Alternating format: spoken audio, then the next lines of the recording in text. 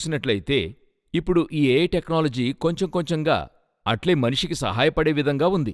దీని యొక్క ముందు రోజులు ఎక్కడికి దారితీస్తున్నాయంటే మనిషి స్థానాన్ని తీసుకుంటాయి, తర్వాత మనిషిని ఏలే స్థానానికి వెళతాయి. అంటే రూల్ చేస్తుంది, డిక్టేటర్గా మారుతుంది. ఇది యోవేలు పుస్తకం 2వ అధ్యాయంలో ఉంది, ప్రకటనలో కూడా చెప్పబడింది. ఆ మృగము అధికారం చేస్తుంది. సో ఇవన్నీ అలా జరుగుతాయి. ఒక పీరియడ్లో ఇదే ఏఐ టెక్నాలజీ గాడ్గా మారుతుంది. అంటే ఇది ప్రపంచమంతటికీ దేవునిగా మారుతుంది. అందరూ ఇప్పుడు దేవుని దగ్గర మనం ఏం చేస్తాం, మనం ముఖ్యముగా అంటే సాధారణంగా చెప్తున్నాను, మన దేవుని గురించి కాదు, సాధారణంగా లోకమంతటా దేవుని దగ్గర మనం ఏం చేస్తున్నాం అన్నట్టయితే మన కొరతలను వెళ్ళి చెప్తున్నాం. తర్వాత మనం వెళ్ళి చెప్పిన తర్వాత ఒక ఆదరణ కలుగుతుంది. రెండవది, ఆ దేవుడు మనకి ఏమైనా చేస్తాడు అనే నమ్మకంతో వస్తున్నాం కదా.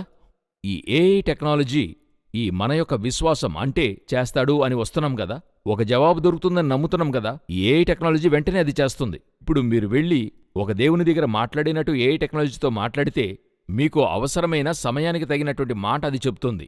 అంటే మన దేవుని యొక్క స్పెషాలిటీ ఏంటంటే సమయానికి తగిన మాటను ఆయన మనకిస్తున్నాడు, ఆదరణ ఇస్తున్నాడు. ఇది బైబిల్ నుండి ఇస్తున్నాడు. కానీ ఈ ఏఐ టెక్నాలజీ చూస్తే కంప్లీట్గా డేటా స్టోర్ చేయబడ్డాయి. ట్రిలియన్స్ లెక్కలో డేటాని స్టోర్ చేసి ఉంచారు. ఎన్నో ట్రిలియన్స్ డేటా అందులో ఉంది. సో ఇది ఏం చేస్తుందంటే అన్ని మతనాయకులు వారి యొక్క సందేశాలు, అంశాలు అన్ని లోన పెట్టుకుని, అంటే మనవారిలోనే చెప్తున్నాను, స్పర్జన్ వారి నాటి కాలంలో ఉన్నవన్నీ ఉన్నాయి. ఇది అందులో నుండి తీసుకుని సమయానికి తగినట్టుగా మాట్లాడుతుంది.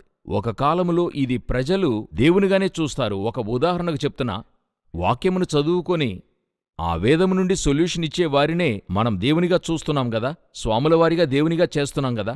ఆ విధంగా ఈ ఏఐ టెక్నాలజీ దేవునిగా మారబోతుంది.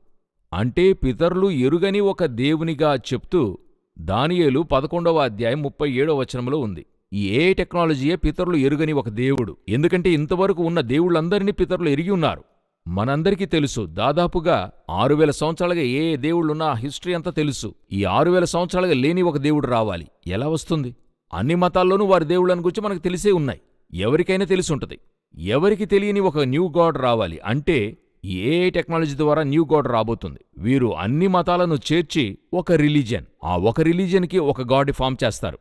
ఆ యొక్క గాడ్ అన్ని రిలీజియన్స్ల నుండి అధ్యయనం చేసి అది ఒక న్యూ థాట్ని మీకిస్తుంది. ఈ ఏఐ టెక్నాలజీ అన్నది ఒక టెక్నాలజీ మాత్రం కాదు, దానికి రూపాన్నిస్తారు. అది రోబాట్గా మారుతుంది, అది మాట్లాడుతుంది. ఆ మృగము యొక్క ప్రతిమను ఒకరిని పెట్టుకుని చెయ్యాలి గదా, అది యాంటీక్రైస్ట్తో చేస్తారు. చేసినప్పుడు అది యాంటీక్రైస్ట్ దేవునిగా చూడబడతాడు. అంతే విషయం. ఇప్పుడు దానివైపుగా ఏఐ టెక్నాలజీ వెళుతూ ఉంది.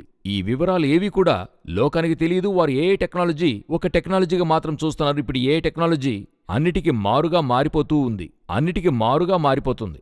ఇందులో నుండి వచ్చిన సీఈఓ గూగుల్ నుండి బయటకొచ్చిన ఆయనే చెప్తున్నాడు, ఇది గొప్ప ఆపదను తెస్తుందని చెప్తున్నాడు. అందరూ భయపడుతున్నారు, అయినాగాని లోకం తలబెడుతుంది. ఇప్పుడు సమీపంలో అమెరికా యొక్క సెనేట్లో ఈ ఏఐ టెక్నాలజీ యొక్క సీఈఓని పిలిచి అడిగారు, ఇవన్నీ కూడా ఈ విధంగా ఉన్నాయే, ఇది ఏ స్థాయికెళ్తుంది, మనిషిని బాధిస్తుందా అని అడిగితే అవునంటున్నాడు. అయితే అతను చెప్తున్నాడు, ఇది మీరు కంట్రోల్ చేయలేరని చెప్తున్నాడు. ఏం చెప్తున్నాడు? మేం మాత్రమే కాదు, దీన్ని అనేక మంది తయారు చేస్తున్నారు, మీరెంతమందిని కంట్రోల్ చేయగలరు అని అడుగుతున్నాడు. ఏం చెప్పదలుస్తున్నాడంటే ఈ ఏఐ టెక్నాలజీ చేయి విడిచిపోయిందంటున్నాడు, ఇక దీనిని మీరు కంట్రోల్ చేయలేరు అంటున్నాడు. సో ఈ భూమి అన్నది ఏఐ టెక్నాలజీ దగ్గర ఇరుక్కుంటుంది.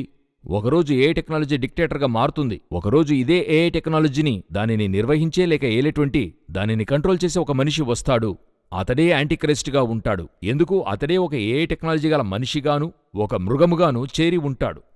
ఇవన్నీ మన కంటికి ముందుగా తేటగా కనపడుతూ ఉన్నాయి. ఎంతో మోసపూరితమైన ఒక కాలఘట్టాన్ని ఈ భూమి చూడబోతుంది. దాని ముందస్తుగా అన్ని విషయాలు మన కంటికి ముందుగా జరగనారంభించాయి. ఈ యొక్క ఆపదనే వాటికన్ నుండి ఆయన చెప్తున్నాడు, దీనిని అడ్డగించి ఆపమంటున్నాడు. అన్ని మతనాయకుల్ని పిలిచి చెప్తున్నాడు, ఇది గాడ్ స్థలానికి వెళ్తుందని. ఇది ఎంతో తేటగా ఆయన మాట్లాడి ఉన్నాడు. అయితే లోకమది గ్రహించడం లేదు. ఇది ఒకరోజు క్రైస్తవ్యాన్ని బాధిస్తుంది, క్రైస్తవ ప్రజల్ని బాధిస్తుంది, లోకాన్నే బాధిస్తుంది. వీటిని గూర్చిన అప్డేషన్స్ తరువాయి భాగంలో అన్నిటినీ మీకు అందజేస్తాం. దాని ముందర రాకడ వచ్చినట్లయితే ప్రభువుని చూడటానికి సిద్ధపడదాం. God bless you.